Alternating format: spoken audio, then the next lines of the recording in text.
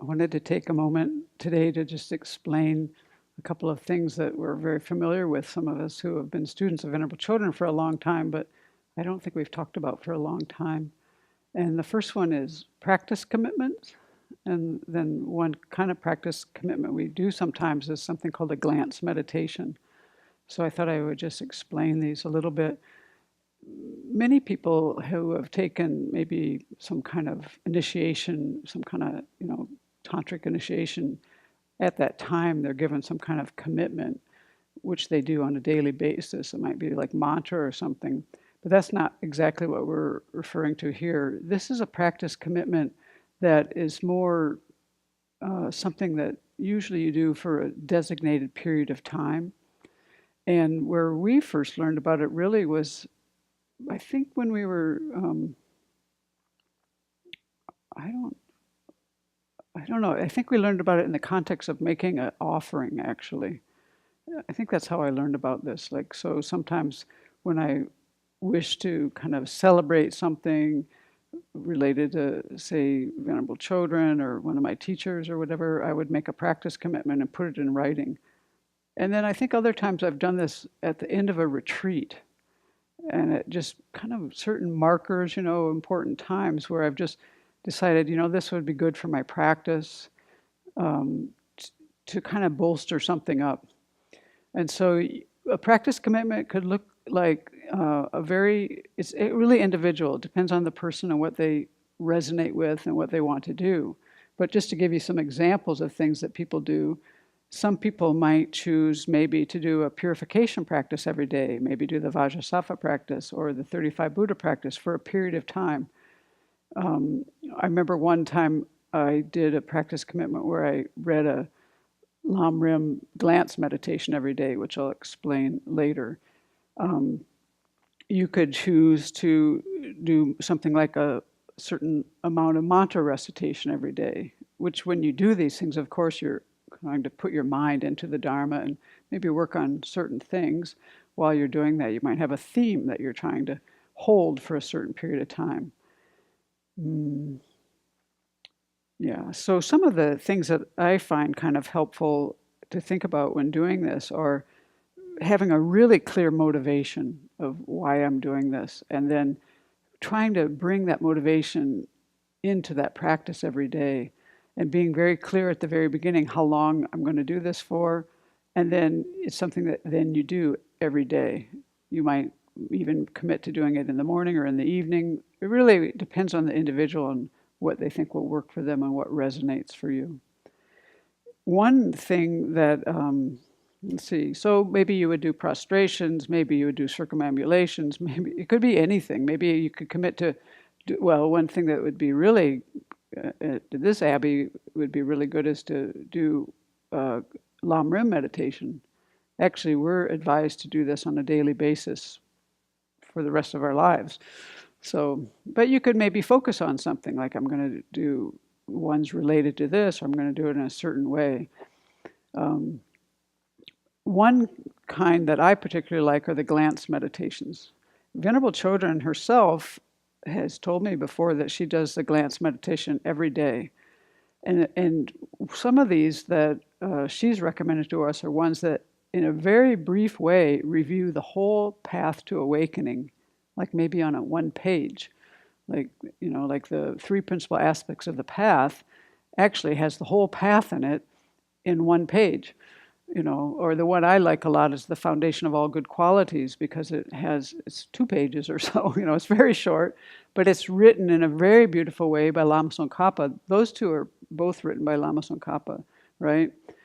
But like say the Foundation of All Good Qualities is written from the point of view of the student speaking to a teacher. So when you read that one, then you get the feeling of like, these are the things I aspire to do, and it's coming from your side, which is quite beautiful. I think that the 3 principal aspects of the path was maybe written from the other direction, the teacher speaking to the student. Lama, or person who explained that to us once was Yangtze Rinpoche, kind of explained that.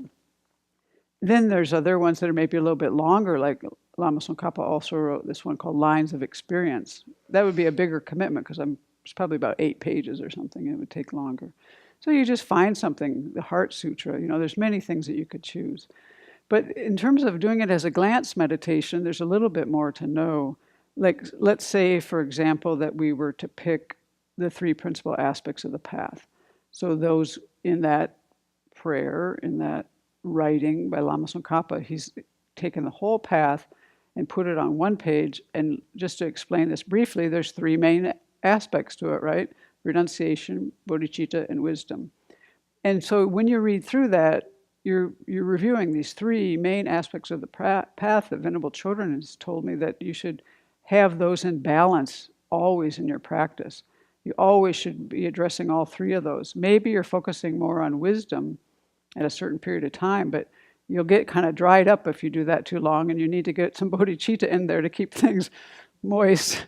And then you better keep some renunciation in there too, so you know why you're doing this. So, you have this balance of these three. So then as you're doing a glance meditation that's going through all the stages of the path, for example, although you read it through, you might pause at one place each day and spend time and mainly meditate on that. It would be hard to meditate on the whole path in one session.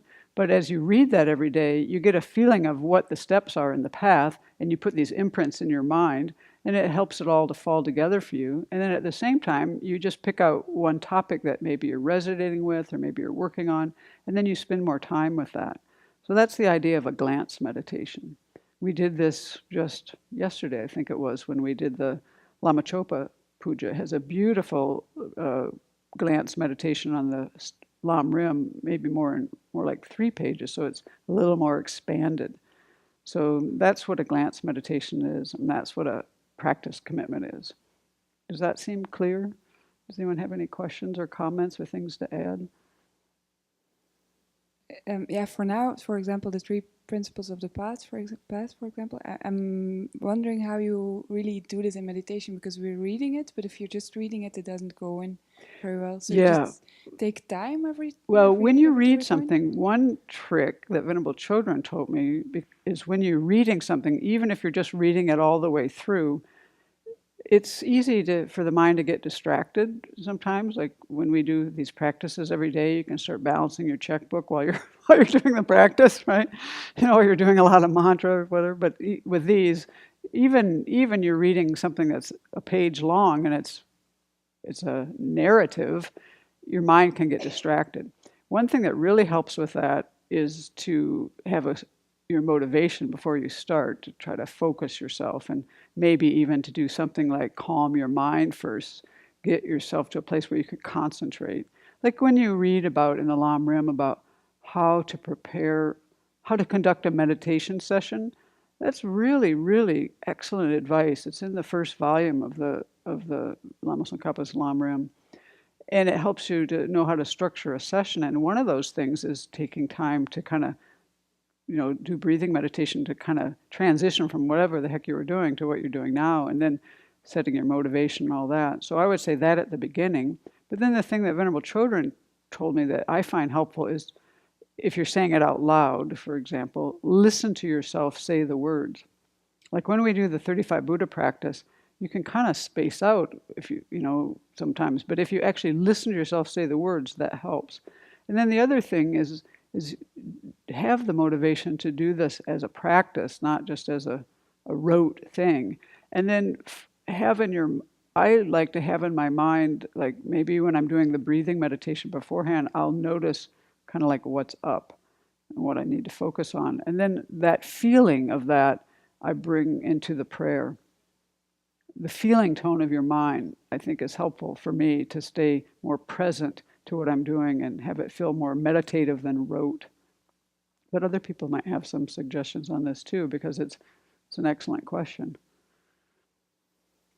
I do the real long one in the Lama Chopa because it's just it's just beautiful.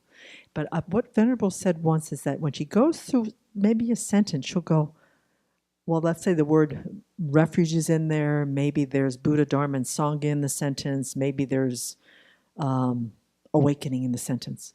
She would maybe take one of those subjects in that sentence and say, well, what does that mean to me?